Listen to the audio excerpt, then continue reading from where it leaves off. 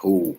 And welcome once again, ladies and gentlemen. And of course, you know who I am. I am Mr. Soul of a Man 504, aka the Mon Alvarez. And welcome, ladies and gentlemen, to another edition of Soulful Conversations, where we bring you the most amazing guests on the planet. And ladies and gentlemen, without further ado, once again, I have humbly delivered, and I am so glad to have this young lady. Her brand is worldwide. She is a champion. You know her as an actress. She was recently on the Marvel Global smash hit Venom. She's been on TV. She's been on commercials. Uh, she is she's a mogul. She's a business owner. She's a CEO. She's a mom. I mean, the list goes on and on and on. She is from my home state of Louisiana, and she embodies the heart of a champion, ladies and gentlemen. She goes and gets it. So, without further ado, ladies and gentlemen, Miss Ariande Joseph. Thank you so much. I definitely appreciate that introduction. It was very nice.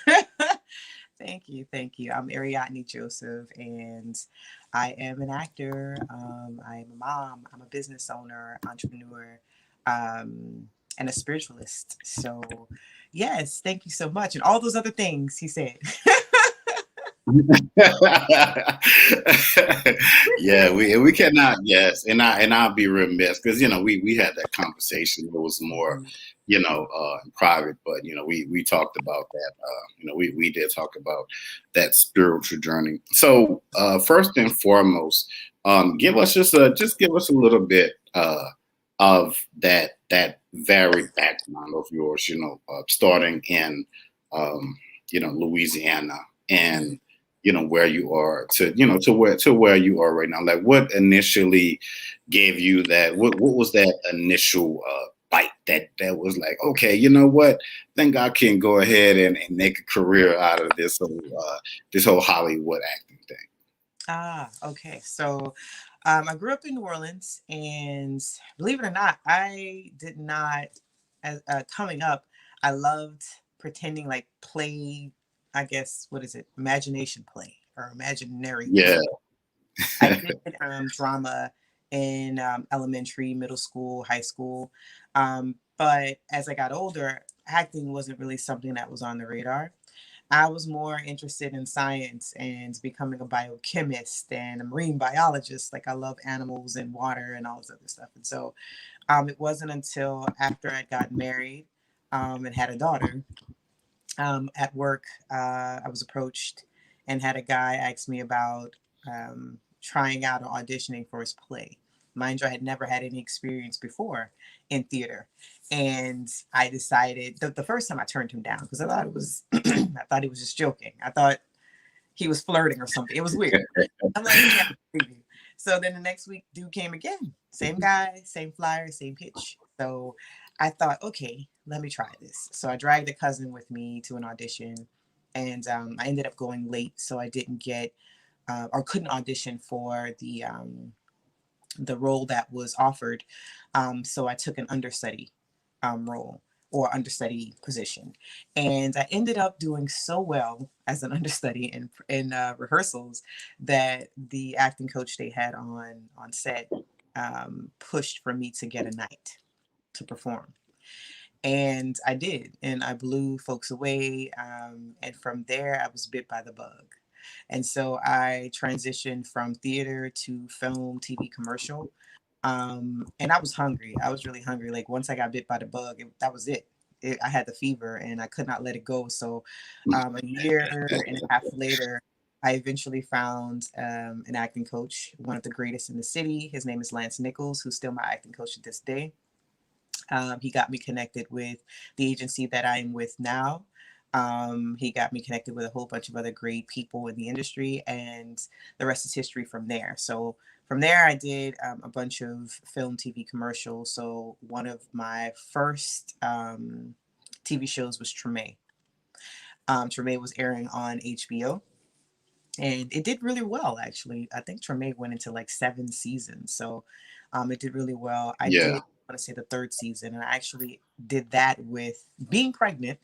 Let me say, I was pregnant. I was 8 months pregnant with my youngest daughter, and I had my oldest daughter in the scene with me. So they both got paid as actors for the first time, which is pretty cool. So I was able to do that. And I've done a bunch of other amazing projects after Venom, as you've mentioned, was something very recent, maybe about 2 years ago. I did Venom. Before that, I had On Response with uh, Wesley Snipes, which was really amazing because I grew up, New Jack City. You grow up Blade, and I'm Right. sitting in the makeup chair next to this man, and I'm about to be in the scene acting. And I think that was probably one of the most amazing points in my career. It was like, damn, I'm sitting next to a legend, somebody I watched as a child. So um, I've done a project with Morris Chestnut, When the Bow Breaks. That was pretty amazing because, again, Morris Chestnut, right? I'm in the scene with this Right. guy Yeah. talking, like popping it up behind the scenes. Super cool dude. Michael K. Williams, super, super funny. Um, I'm thinking to myself, like, wow, I'm sitting here with these amazing men who I watched as a child, do their thing in the industry, and here I am. So I say all that to say I never really had acting on the brain, but it I think, as I was telling a director who asked me where I trained, he was so impressed. He wanted to know where I trained, and I told him, I didn't do any professional training necessarily. I took classes here and there, especially when I got my agent and everything. But it was never something that I can't say I went to Juilliard. I can't say that I went to a prestigious acting school. It was a natural gift. Hmm. But I was smart enough, from getting advice from my acting coach and other people in the industry to get education, to take classes, and just stay fresh and stay abreast on my craft, work on my craft as much as possible. But it was definitely a natural thing, a natural inclination that I had, and I jumped into it. Kind of fell in my lap, so to speak. And but I am grateful. I'm grateful for all the projects that I've been given the opportunity to work on, and all the auditions that are coming in. My agent and his wife, amazing, amazing Louisiana Talent Agency, Lawrence Turner and Fiona Turner, some of the best agents um, on this side of heaven. So I'm really grateful for them. Um, so yeah, that was my journey from the beginning to now. Yeah, and I tell people, man, it's interesting. I would say, I try to brag on my hometown. I say, New Orleans has some of the most talented people on the planet. I know everybody's going to say They that about do. this. They really do. Yeah, They really yeah, do. I think Hollywood, at one point they used to look down on Southern actors, believe it or not. right. We weren't really the top pick. They would always go with actors from LA. I never forget getting beat out. It was a movie called Brothers Blood that was produced by WWE. And I auditioned for it, and the director loved me. I was the director's top pick. I actually got beat out by a girl who was from LA. And the only reason why they chose her is because she was from LA and she had a few more Instagram followers than me, maybe about 1,000 more than me, or 2,000 more. So, the politics of the game hasn't been very, very good to me. I'll say that. Like, the politics is very interesting to navigate. And as a Black female actress, back then, I would say when I started, there weren't many roles that were being written for us. I want to say that after Black Panther came out, you started to see more of us in significant roles and more roles written for us. But before then, it was tough. It was tough to navigate the climate and the politics of the game. So um, I kind of skipped over all of the hardships because as actors, people have a tendency to think that it's easy. It's all, cake and sunshine and rainbows because they see you on TV. They don't see the struggle. They don't see the work, the rejection, Right. Yeah. for every role we book, we get like 1,000 no's before we get a yes. And Right. that beats you up emotionally, psychologically. You start to feel down on yourself. You start to feel like, oh my God, I suck. I'm not a good actor. I can't deliver. You just start feeling like crap, and you have to be your biggest, inspiration. You have to be your biggest cheerleader, biggest fan. You have to have tough skin in this industry, and I had to learn that early on. Getting a lot of no's, I had to learn. I'm sorry, there's a little something flying Oh, around. that's cool. I had to learn, to take a lot of criticism, and I can't say that in the beginning I wasn't kind of beat up by it emotionally, but I got tougher, and it strengthened my resolve and what I wanted to do and how far I wanted to take my career. So I kept pushing past it. I kept pushing through, but it was my story is very unique because I was a single mother at the time that I started of three. I had recently divorced, and I decided, okay, this is a new phase of my life. I want to pursue this full time. So I took a smaller position on my job, started making less money. Here I am with three children, or two, well, two at the time, and the third one came within that time frame. But I had two at the time, and I just taken a smaller position, making less money, but I was very determined. And there were times when I've had to take the kids with me on projects. I did a project out in Mississippi. It was a commercial, and I took them with me, and they were in the hotel. So that was pretty cool. It was an adventure. It was an adventure. I never forget. Like, there was a time when I would post things on Facebook, and this is before like I started doing a whole bunch of big projects. Um, there was an audition that I had, and I ran out of the door because I was late, and I had to get the kids, dressed and everything. And I got them in the car, and I'm running out, and I'm literally running out of the house with one shoe on and one shoe off. And I throw the other shoe in the car, and I'm like, let's go. Because I never wanted to be late for an audition. And I think I've maybe only been late once in my entire career. And I've been in the game for about maybe 12, 13 years now. So yeah, even while pregnant, I worked. Like, I wanted it. And I still do. I've just taken a break because there is a new phase now, another new phase in my life. Kind of reinventing myself. Hmm. I still love acting. It's still a passion. I'm still doing that. But I also wanted to jump into the entrepreneurial realm of creating my own, you know. So I have created a business, because it's something that I want to pass on to my children as well. I want to create a legacy. So I Right. have a natural hair care line, called So Divine Organics. And the first product on the line is my flaxseed hair gel. So everything is organic, 100% handmade, all by me. And yeah, that felt really good. So I'm in a different phase now, transition, Mhm. or uh, I guess a renewal of myself. What was the word I used earlier? Reinvention of myself.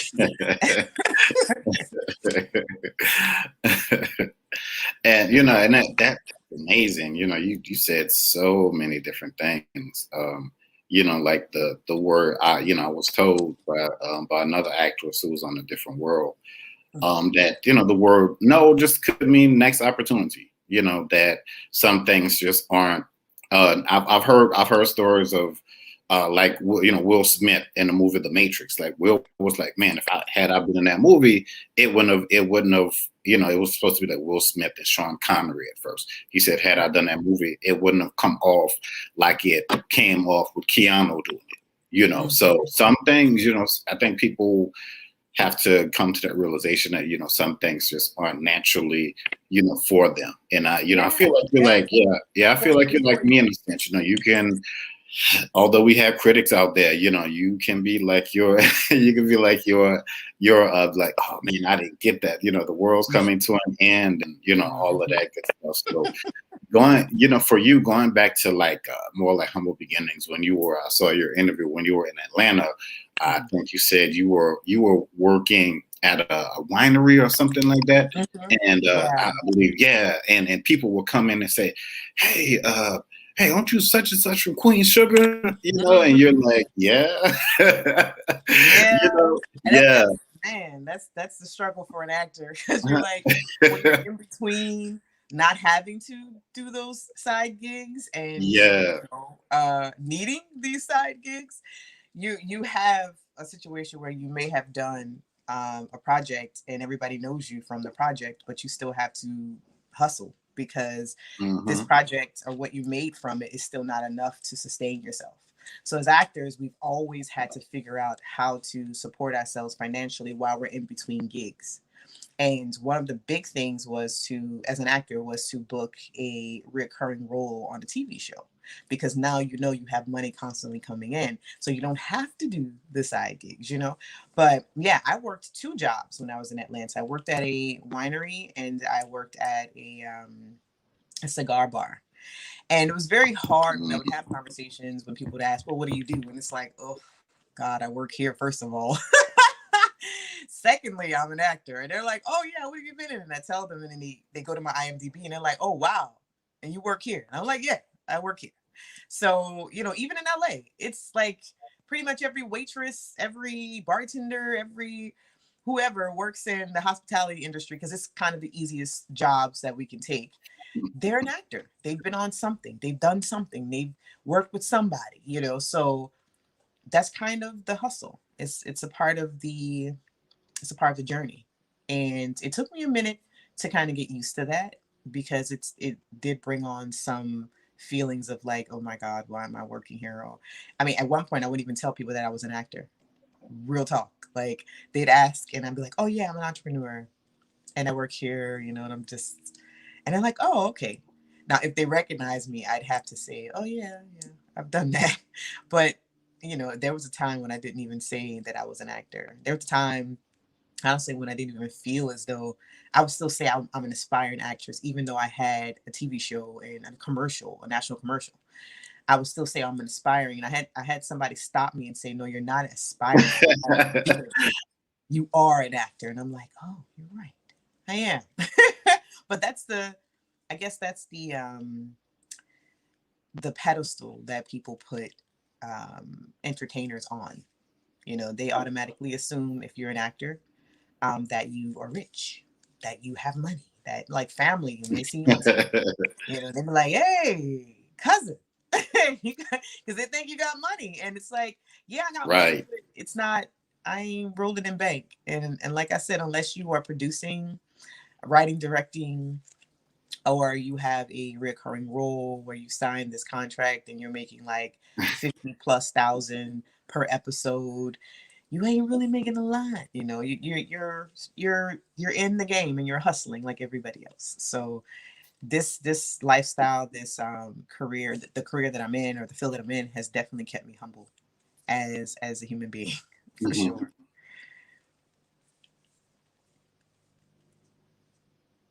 Yeah. It. Is there a break there? A lag? Can you hear me? Uh-oh. Right. It's not like when you're like a singer or a rapper, they get this Hmm. upfront money. Like, okay, we're gonna give you like, or somebody, who. Oh, hello. Yeah. Yeah, I can hear you. Okay. Okay. Yeah, can you hear me? Mm-hmm. I can hear you. Wait, wait, can you hear me? Mm-hmm. Yes, I can hear you.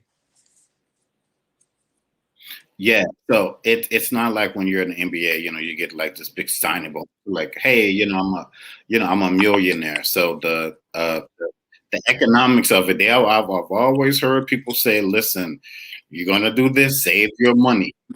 Yeah, Yeah. some people might say, just say, save your money because you may be, like I think you were saying, like, okay, so if you get a TV show, it's a difference between making like 1,000 or making, if you're getting a recurring role for like, I don't know, 20, 30 episodes, making 30 per episode. So that's money that you have coming in where you Right. can save and you can do something with it. Right.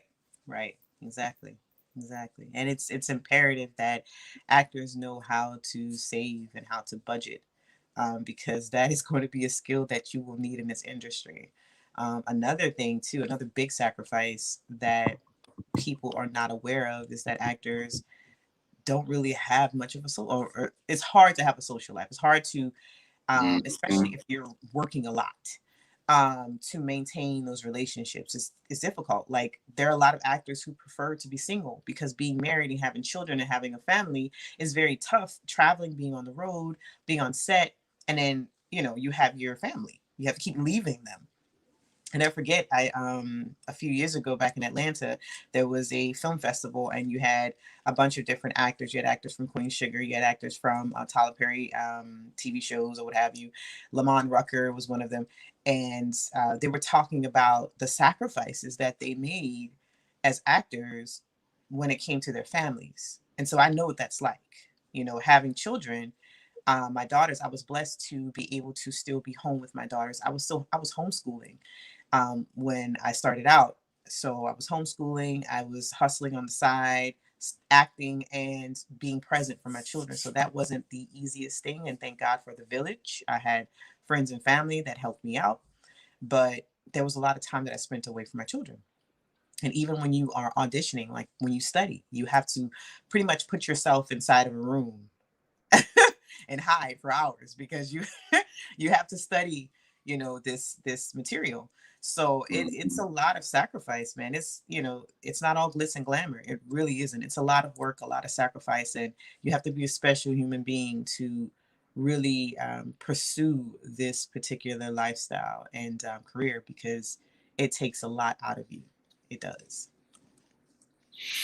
Yeah, and like when I was talking to her, I interviewed Nicole Crump. She's out of Atlanta. She worked with Mhm. Tyler Perry. She said that one of her cousins was like, "Hey, cuz, won't you hook me up? I think I could do this acting thing." And she was like, "Cuz, I'm just trying to tell you that, just like you said, to piggyback off of what you said, you're gonna be on those. You might have 8, 9, 10, 12, 15 hour days."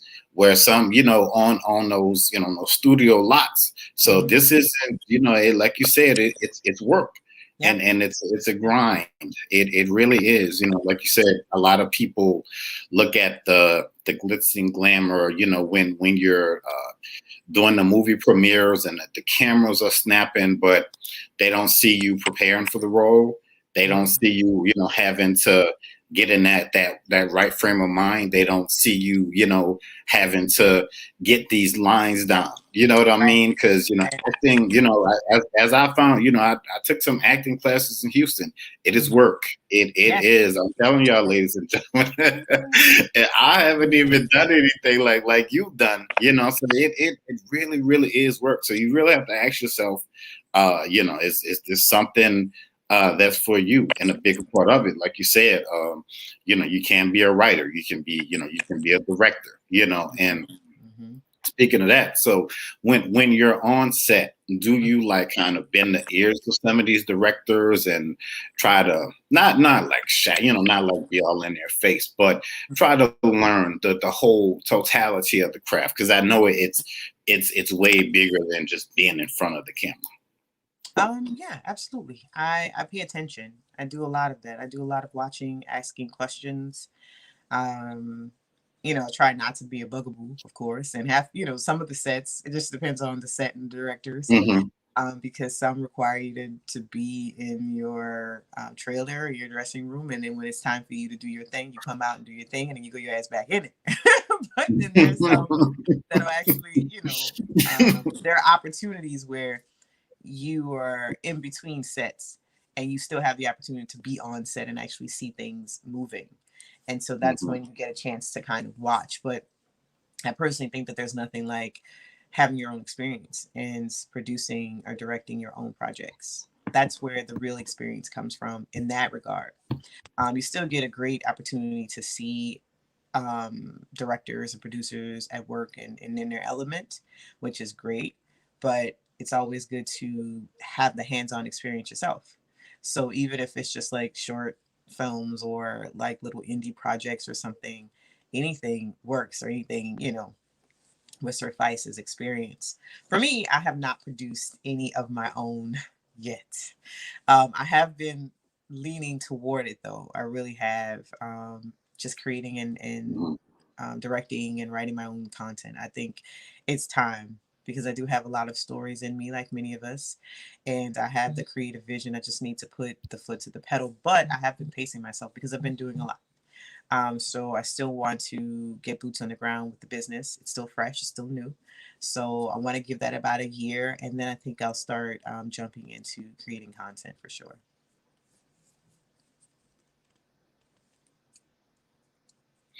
So let's talk about the social media aspect of because back in the day, people didn't have to deal with this in the 90s, maybe early part of the millennium. Now it's like everything is so like now it's happening in the present, and Yeah. they don't see they don't see you for like 2 seconds. They think you fell off. You know what I mean? It's like, well, I just did, this like recently, and people was like, I don't know if people's memories are just that short or it's just everything just happens like so Yeah. Yeah. With social media, man, I've struggled with social media. I'm not gonna lie.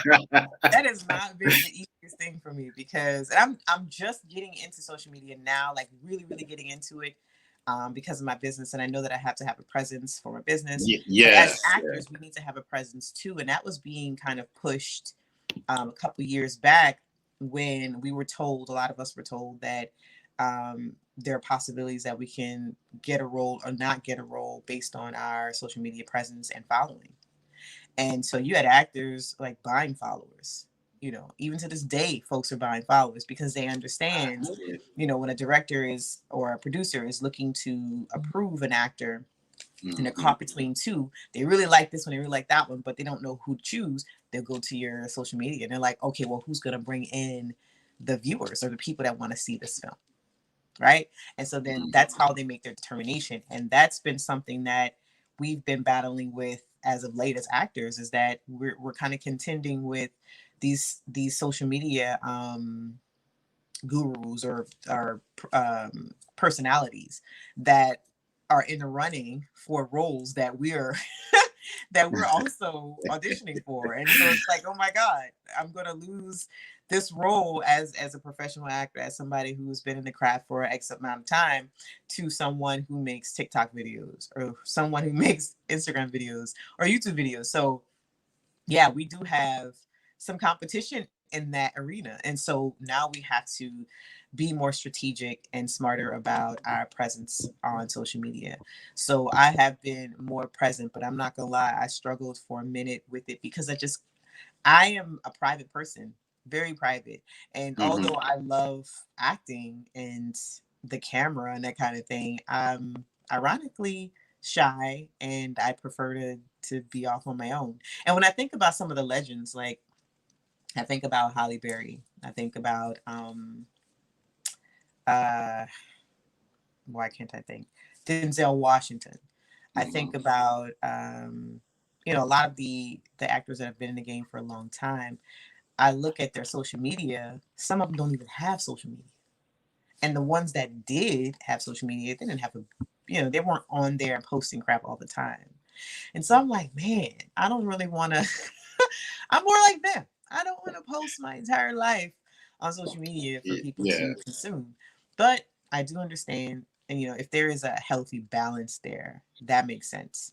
To let people know, hey, this is what I'm working on, this is what I'm doing, that kind of thing. No, I'm not going to tell them every single thing that I'm doing at every Hmm. point of the day, but I will stay abreast or keep everybody abreast of what I'm doing and that kind of thing. So I'm getting better at it. I'm getting better, but it is important for actors out there, aspiring actors, what have you, to have a presence and to be consistent. Right. It's like to be, it's like to be visible, but not to be visible in a sense, like giving a little bit about, like giving them, like giving, what did that guy said? You have to always leave them wanting more. You know what I mean? In a Yes. sense. So Yeah. yeah. That's So giving them uh, what's that song by Invo? Give them something that you feel, you know.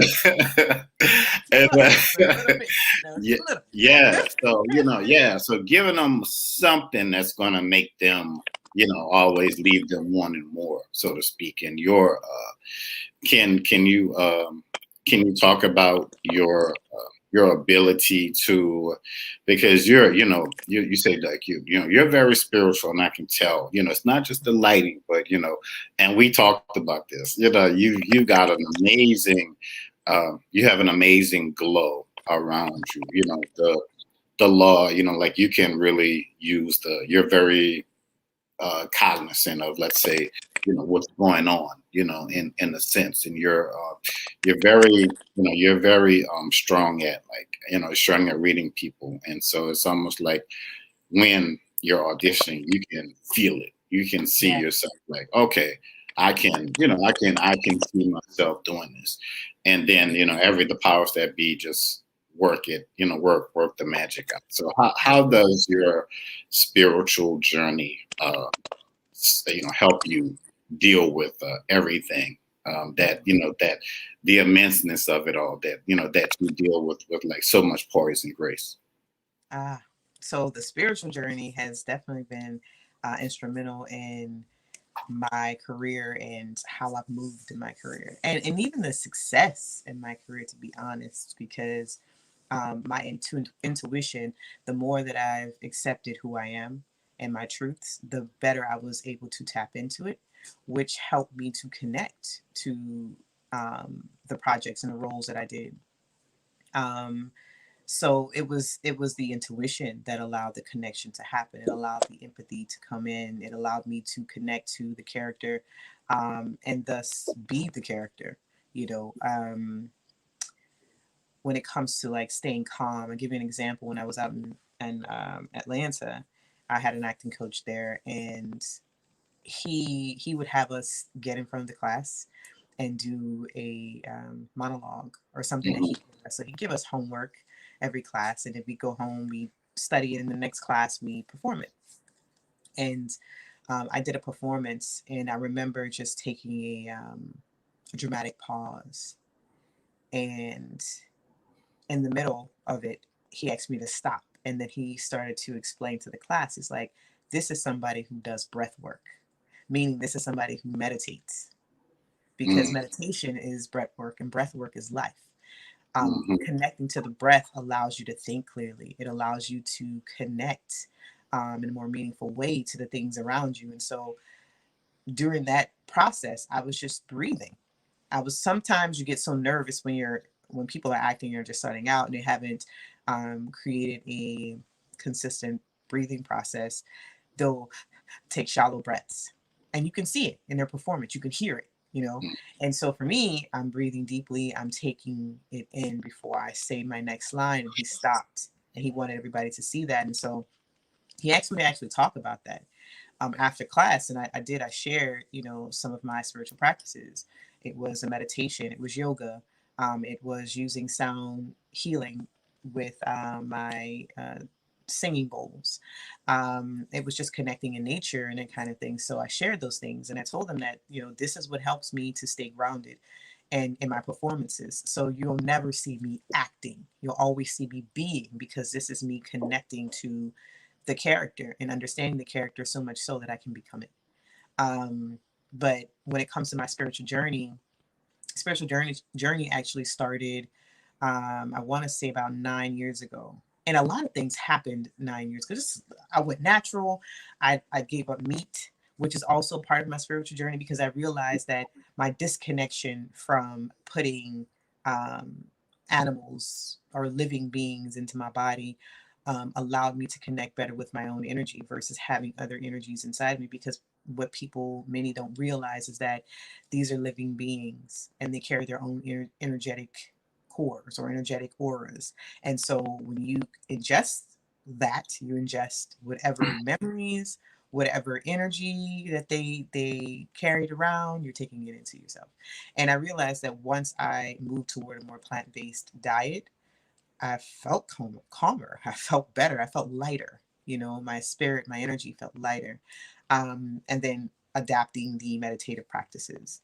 So that all happened all at once. It was so very quickly. And when it did, it changed my life. It really did. I felt like I was more successful during those times, that I was more connected. Um, so yeah, and not to say that being spiritual is all rainbows and sunshine, because there's a lot of suffering that comes Yes. um, with the awakening that happens, Mhm. the disconnection from the matrix, you want to call it. Mhm. So when you start disconnecting from the things of the world, you start to see things for what it is, and it's ugly. You lose friends.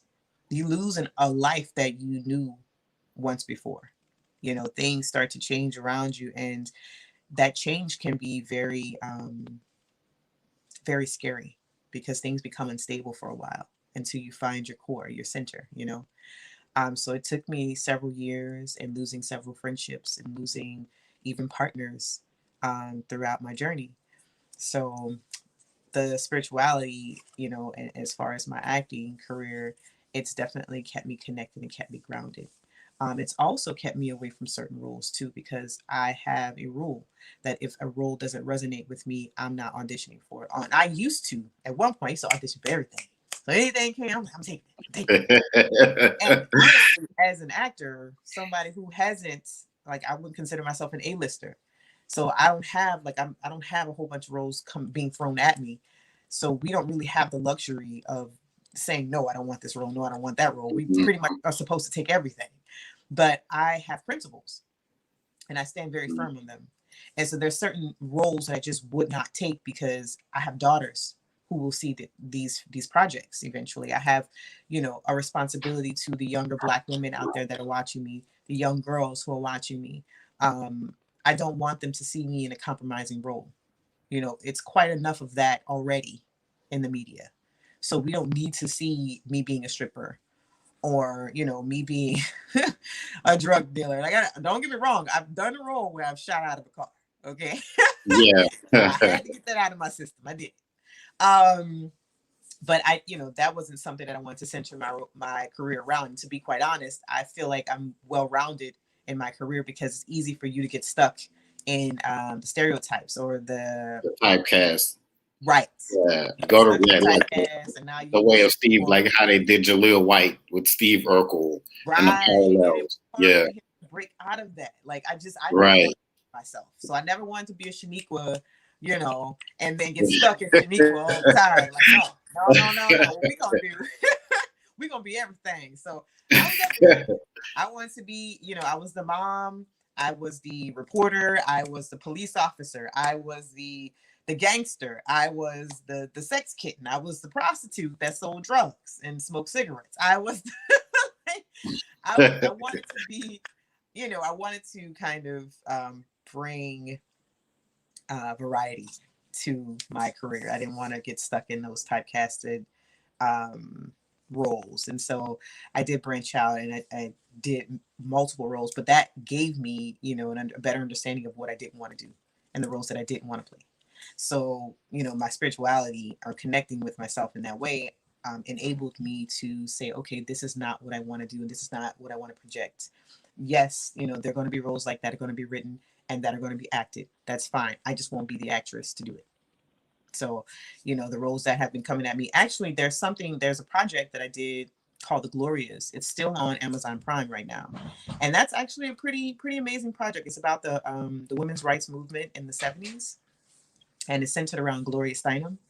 But I thought it was a pretty amazing project. You have a lot of amazing women, and they use old footage of the actual events, and then they paired it with the new footage of the movie that we did. So it was pretty amazing. So if anybody's out there and they're listening, check it out. It's on Amazon Prime. It's called The Glorious. And I think you'll like that film. But yeah, that was actually a project that I really liked and was really proud of. So, and there's plenty that I've done that I'm proud of as well, but that was the most recent. So, oh no, Yeah. So two I'm not. things. Wait a minute. I'm sorry.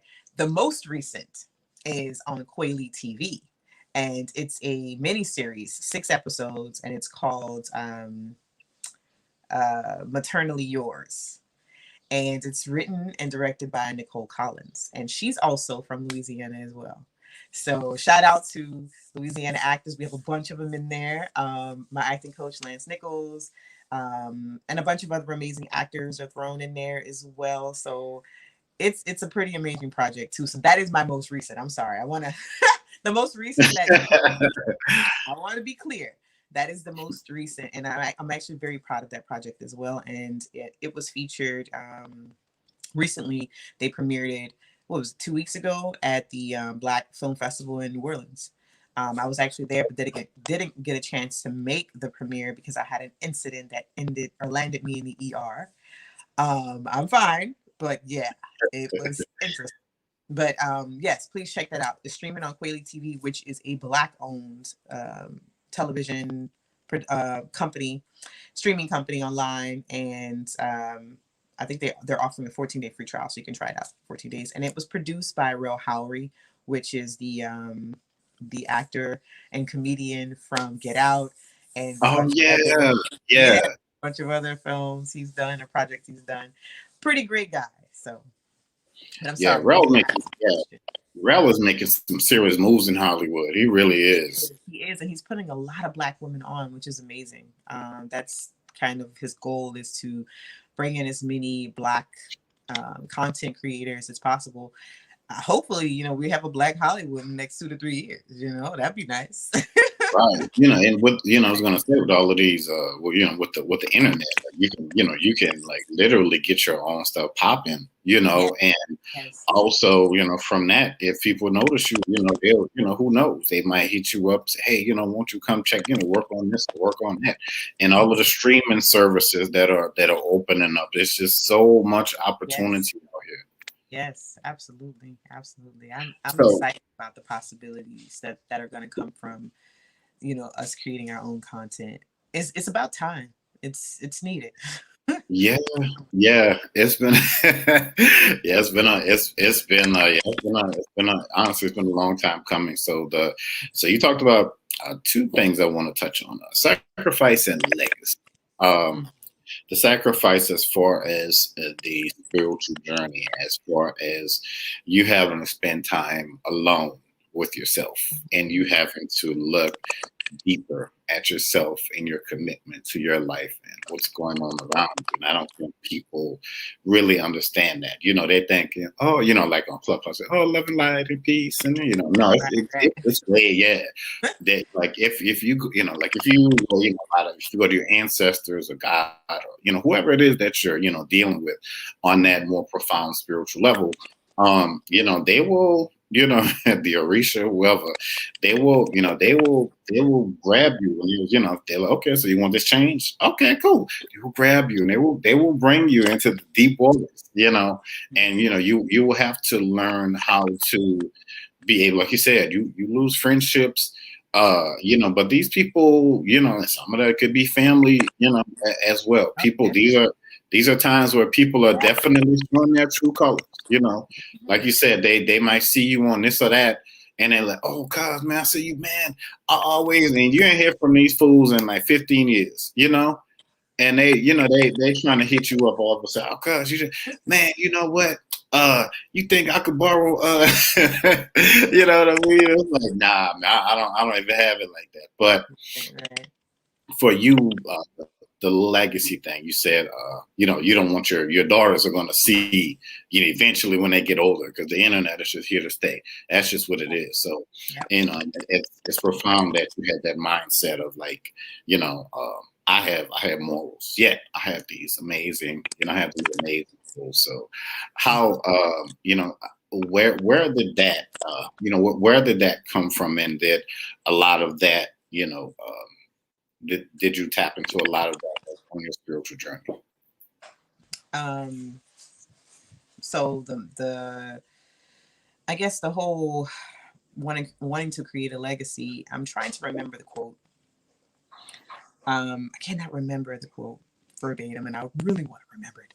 But it was centered around it was centered around images being forever. Um, an image you can't ever really get rid of. particularly as an entertainer and an actor. And so you have to choose every role carefully, carefully. You Mhm. have to choose every role with care and with the understanding that this is forever.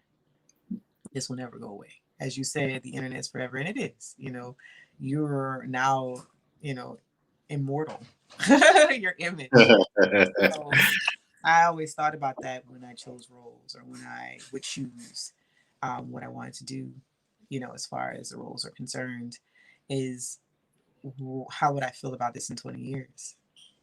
What will my children and grandchildren think about it? How does this impact, me as a Black woman and us as a collective of Black people? When I think about some roles that impacted me or that stayed with me, I think about like Malcolm X, Denzel. When he did that, like, I'll never forget that role ever. Like, I'll never forget that movie. That movie stays with me. And there's so many Love Jones, that's another movie that's just Mhm. like etched in time. You know what I'm saying? And so I kind of thought along the lines of I want to be a part of something that becomes a classic, becomes something that's etched in time that people never forget. I want to make an impact in that regard. So I thought about that. I thought about not wanting to, on the opposite of it, not wanting to leave an impact that would have people like, oh my God. Because to be honest, I absolutely love Holly. I love her body of work, but Monsters Ball and that role in Monsters Ball is just something that I'll never forget. I'm like, oh Yeah. my God. And I know that there were many actresses that turned it down, and I admire them for that because they could have easily taken that and they didn't. Mhm. Um, and I know it's tempting as actors, if they're paying you, Right. you're like, oh yeah, I'm gonna take it. I'm glad they didn't. And honestly, that role for me, I wasn't a big fan of it, and it did leave an indelible mark in my mind as a youngster because I was young when it came out. So that was kind of something when it came to my career, something that I want to steer away from is those types of roles because we know as Black women the reality of Black women and being single moms, having father in prison, like we know that that exists. To see it on TV though, it's like, ugh, can we see something more positive? Can we see something that will, leave our children with an impression, a long lasting impression? Um, uh, what was the name of the movie with Janelle Monáe, Taraji? They were the scientists, the rock. They work for NASA, Oh yeah, well, that's yeah. Uh, and why can't I think of this movie? I But know. I love this movie. I love that movie. I was so happy that to see the representation, to see the positive representation. So now that my daughters are looking at this, we've already talked about this because as an educator, as a homeschooler, I was doing a homeschool with my youngest daughter's father called Kamali Academy. It's an African-centered homeschool. And so in the homeschool, we would teach them all of what we see now in the mainstream that's considered being woke. Yo, we've been woke. Okay. We've Mhm. been doing this. We've been teaching our children about Stephen Biko and the revolutionary movement, Black Panthers, and all these things. So for them to see it was a beautiful thing because we had already talked about it, a while back, years back, and then they actually saw it on TV. Even with Black Panther, there was a lot of the African like a mixture of African culture and African tribes from all over kind of Yeah. thrown in. So when you saw, the kente cloth, like you saw the mud cloth, like you saw these different tribal markings or whatever, it was all familiar to us. So it was a pretty proud moment for me, to be honest, because it's like, dang, this is something that we had been teaching the kids and something that we were for a while being called. Like I had even when I started that journey of revolutionaryism, just that light revolutionary. Even for your kids was considered revolutionary. Not eating meat and growing your own food was considered revolutionary. Loving a Black Mhm. man was considered a revolutionary act. So, when I started that journey, I was kind of outcasted by, people that were closest to me. They thought that I was racist. They thought that I was crazy when I cut all of my hair off and went natural. They thought that I was crazy when I took my kids out of school and I put them, I started homeschooling. Like, I went through a lot of craziness when I started that journey. So to see this whole woke movement now, in my opinion, it's kind of a mockery of what it really stands for. But to see the whole movement now, it's like, dang, this is something that I was ridiculed for 10 years ago. This is something that I was being made fun of 7 years ago. So it's like, I'm glad that it's here, but yeah. But yeah, going back to the roles and everything. So yeah, my principles came from my desire to create visuals for our young women to look up to aspire to, rather than to, see and say, oh yeah, well, Black women are just, they're ghetto, they're baby mamas, they're, because all the roles that are out there. Right, Um, right. and so I didn't want to be a part of that narrative, or pushing that particular narrative. I kind of wanted to stand apart from that. And that was one of the reasons why I stayed natural. And any role that you've ever seen me in, you've never seen my hair straightened, ever. And the reason why is because I wanted these young Black women and girls to see a woman loving herself and being able to be in these roles and be in this industry with her natural hair. Like, I started 12 years ago, and I started out with a very short cut. I cut all of it off, and I started there, and then gradually, as I'm going through my career, my hair was still natural and just kind of went, grew through the years. And believe it or not, when I first started, there are times, no lie, I would be the only Black woman with natural hair in the audition room. Everybody else had weave and wigs and straight hair. And there was a time when I didn't think that I would be able to book because I had the natural hair. But Right. believe it or not, I was booking my ass off with that natural hair. They loved it. And so now in an audition room, which we don't have any anymore because everything's virtual now. But after a while, for several years, I would go into the audition room and I would see more natural hair, to the point where I didn't even see a lot of straight hair. And it was like, oh, So I'm proud to say that because I stood, on my square with that, I was able to continue my career and flourish in ways that I probably wouldn't have had I just tried to look like everybody else and tried to keep with the status quo. I am a rebel. And this is has always been the case for me. I've always been the one to kind of do things differently, and I'm glad because it's opened doors for me that probably wouldn't have opened otherwise. So yeah, my principles, standing strong on, being a positive image or providing positive images for our young Black women, staying true to myself and never wavering. And I probably haven't played the game the way it should be played. Something like China McClellan, when she did that heartfelt, kind of like a come to Jesus moment. She had, I don't know if you caught that online, but she did a video and she talked about the industry, and she talked about her leaving and her embracing God and her, not making compromising decisions. She said that she didn't play the game how some other actresses played, and she didn't regret it. She's glad she didn't play the game, because had she played the game, she would have been, going against, I would assume, her morals and her own character. So yeah, to see that she actually strengthened my resolve, and I felt really good about the choices that I made in the industry. I was like, dang, it's good to see. It's good to see somebody else saying this, even though she broke down and she was crying and she was kind of like, really just fed up. But I understood what she was saying. It completely resonated with me. There are certain ways that you play in this industry, and there's certain things that you do in this industry to get certain places. And I just wasn't willing to play the game.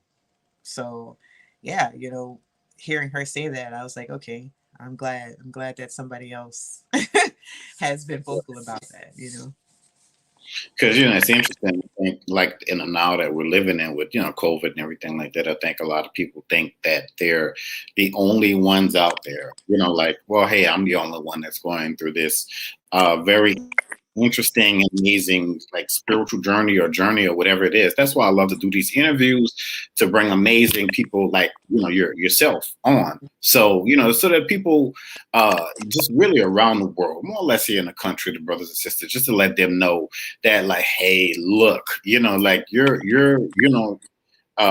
that you can find a better way. We've always been able to create different lanes. There's always a way. So don't ever let somebody tell you, like, oh man, look, man, you have to, you got to do it like this. This is the only way to get it done. Right. I was like, no, not necessarily, man. I've talked to a few people that, that may disagree with you on that one. You know what I mean? And like you Like, said, with the advent of social media, you can literally become an icon just on social media, like using social mhm, media platforms like TikTok and Instagram and YouTube. You can become a celebrity, man. Like when I think about the YouTube celebrities, and that's what they are now, making millions of dollars on YouTube and Instagram, and it's like, what?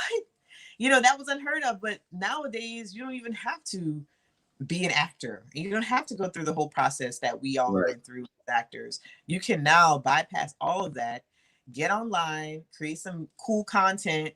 Of course, it consists of talent, but I mean, Mhm. there are a lot of naturally talented people out there that are really doing it, and they're using social media to do it.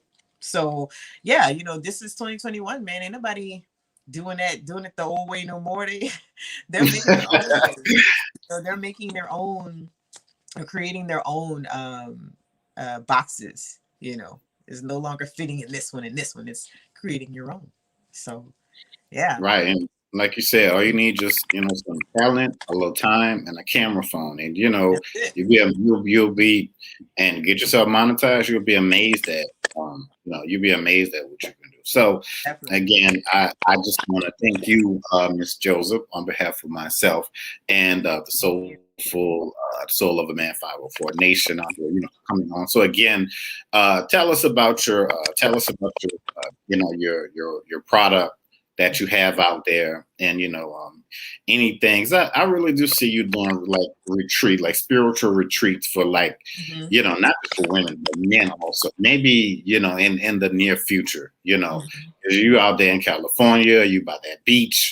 I mean, man, look, like for You real. know, But that's cool that you mentioned that, because that's definitely something that I do want to do. I'm mhm, currently getting my 200-hour yoga teacher training. So I do want to do some yoga retreats in the near future. And this was something that had been in the works a couple years, but due to COVID, we actually put a stop to it. But we were going to do a retreat out in Guyana, South America. I had paired up mhm, with another brother and a few other folks who were going to basically have this retreat and have it reoccurring. But maybe we'll get back to that, maybe not. There are other opportunities to do retreats and that kind of thing, but that is definitely something that I want to do, and be looking out for that, because it's going to be something that's going to happen, hopefully mhm. this year. But my product, so my company or business is called Soul Divine Organics, and right now we have a organic flaxseed gel. It's handmade, make it at home. It's 100% organic, 100% natural. So it's flaxseed, aloe vera, and a bunch of other amazing essential oils. Great conditioner and moisturizer for the hair. Men can use it in their beards. Right now you can actually order it from www.soudivine, that's SEAUXDIVINEORGANICS.com. So Divine Organics. And that's SEAUX is a homage to my Creole Louisiana roots. So yeah, So Divine. We have other products coming down the pipeline. So right now we just have the gel. But like I said, anybody can use it. Children, men, women. Great for curly natural hair. Great for beards. Great moisturizer for the skin. If you just want to put it on your skin, you can. It's absolutely natural. So natural you can eat it. So that's what I tell folks. Like, I would recommend it because it's probably nasty, but you can eat it. You can eat it for sure.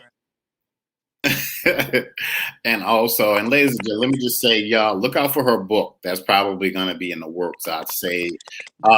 And yeah, just y'all look out for the book. Maybe in the next 1 or 2 years, I'd say the Well, book. I'll give it less than that, because I'm still writing, working Uh on it huh. now.